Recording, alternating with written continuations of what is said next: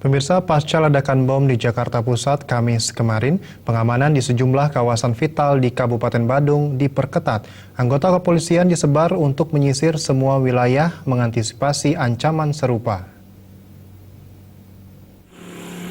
Pasca ledakan bom di Jakarta Pusat, beberapa kawasan di Kabupaten Badung dijaga ketat. Mengantisipasi ancaman serupa, Polres Kabupaten Badung melakukan penyisiran di daerah pariwisata seperti Kuta Selatan. Peningkatan kewaspadaan juga dilakukan di villa dan hotel. Kabak Ops Kompol Ida Bagus Swastika mengatakan, kawasan Kuta, khususnya di daerah Peti Tengah, dijaga ketat karena di kawasan itu banyak terdapat villa, hotel, restoran, dan aktivitas wisatawan selain Kuta.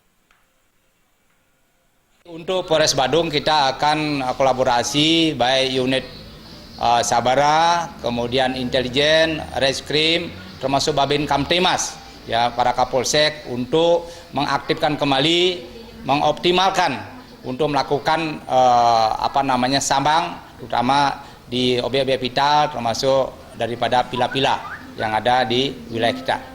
Menyiagakan sepertiga kekuatan, ya baik di Polres maupun masing-masing Polsek. Itu kita siagakan untuk mengantisipasi terjadinya hal-hal yang diinginkan.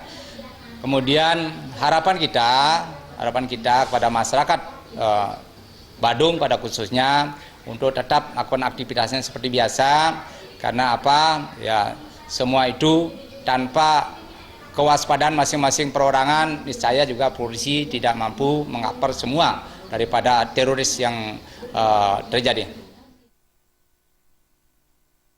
Dari 770 personel Polres Badung, 230 dikerahkan untuk melakukan pengamanan.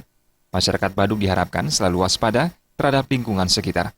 Peran perangkat desa juga diharapkan untuk turut serta dalam menjaga keamanan dengan melakukan penertiban penduduk pendatang. Agung Ria dan Ari